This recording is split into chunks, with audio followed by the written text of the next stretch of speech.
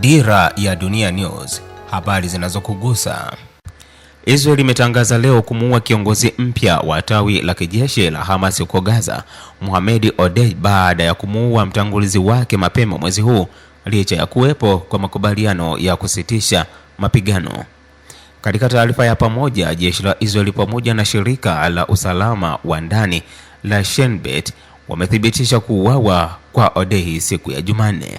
Taarifa hiyo ya pamoja ilisema kuwa kamanda huyo aliyeteuliwa kuwa mkuu wa brigade za Ezzedine Al-Qassam baada ya kuuawa kwa aliyekuwa kiongozi wake Ezzedine Al-Haddad tarehe 15 Mei.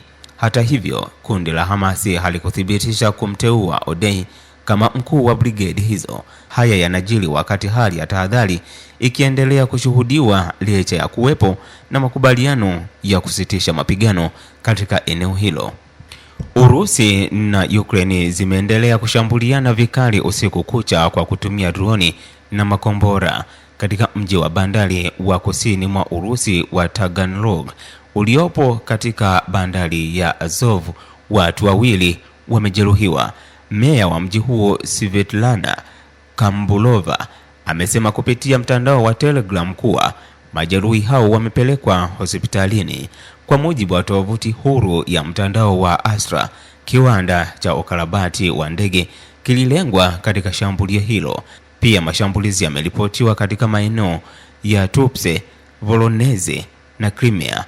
Katika eneo la Crimea ambalo lilinyakuliwa na Urusi mwaka 2014, milipuko imeripotiwa katika mji mkuu Simferopol pamoja na bandari ya kijeshi ya Sevastopol.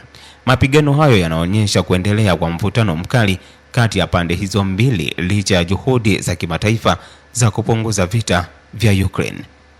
Kituo cha udhibiti na kuzuia magonjwa Afrika CDC kimesema kuwa kimeongeza juhudi za kinga na kuharakisha maendeleo ya chanjo kufuatia mlipuko wa Ebola nchini Jamhuri ya Kidemokrasia ya Kongo. Mkurugenzi mkuu wa taasisi hiyo Jean Kaseya alisema siku ya Jumanne kuwa hatua hizo mpya zinachukuliwa ili kudhibiti kusambaa kwa ugonjwa huo na kuzuia athari zake kuongezeka katika ukanda huo. Wakati huo huo, wahudumu wa misaada ya kiutu na wataalamu wa afya wamesema kwamba ukosefu wa miundombinu ya huduma za afya kunaendelea kuzoofisha juhudi za kudhibiti mlipuko wa Ebola nchini Kongo.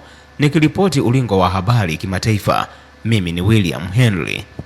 Kama umependa video hii, like, comment na subscribe kwa Dira ya Dunia News, habari zinazokugusa.